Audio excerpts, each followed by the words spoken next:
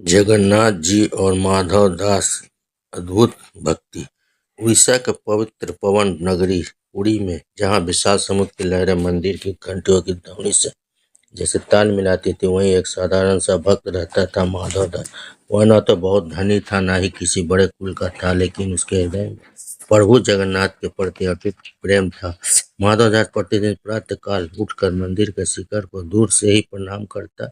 उसके पास मंदिर में चढ़ाने के लिए महंगे प्रसाद या वस्त्र नहीं होते थे। वह केवल अपने हाथों से बनाए गए साधारण चावल और गुड़ का भोग लगा लाता और प्रेम से कहता है, हे नाथ, इसे स्वीकार करिए, यह मेरे श्रम और प्रेम का फल है। मंदिर के कुछ लोग उसका उपहास करते, वे कहते, इतने साधारण भोग से क्या भगवान प्रसन्न होंगे? लेकिन माधवदास मुस्कुरा देता। उसे विश्वास था कि भगवान को वस्तु नहीं, भावना प्रिय है। एक दिन नगर में भयंकर तूफान आया, समुद्र उफान पर था, वर्षा रुकने का नाम नहीं ले रही थी। मंदिर के कपाट भी कुछ समय के लिए बंद कर दिए गए। उस दिन माधवदास बहुत चिंतित था, क्योंकि वह अपने प्रभु को भोग नहीं चढ़ा पाया था। वह मंदिर के बाहर भीगते हुए खड़ा रहा और आंसू बहाते हुए बोला, प्रभु, आज मैं आपके दर्शन नहीं कर पाया, क्या आप मुझसे नाराज हैं? उसी रात मंदिर के मुख्य पुजारी को स्वप्न आया। स्वप्न में स्वयं जगन्नाथ प्रकट हुए और बोले, आज मैं भूखा रह गया। मेरा प्रिय भक्त माधव दास भोग लेकर आया था, लेकिन तूफान के कारण वह मुझे दे न सका। जाओ, उसे सम्मानपूर्वक अंदर लाओ और उसका भोग मुझे अर्पित कराओ। पुजारी घबराकर जाग उठा।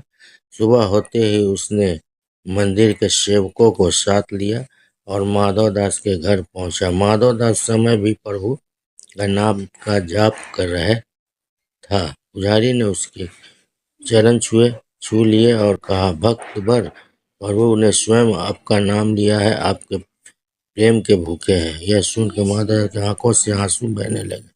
वो विनम्र स्वर से बोला, मैं तो एक तुच्छ सेवक हूँ, ये सब प्रभु की कृपा है। उस दिन पूरे विधि विधान से माधव दास को मंदिर के गर्भगृह में ले जाया गया।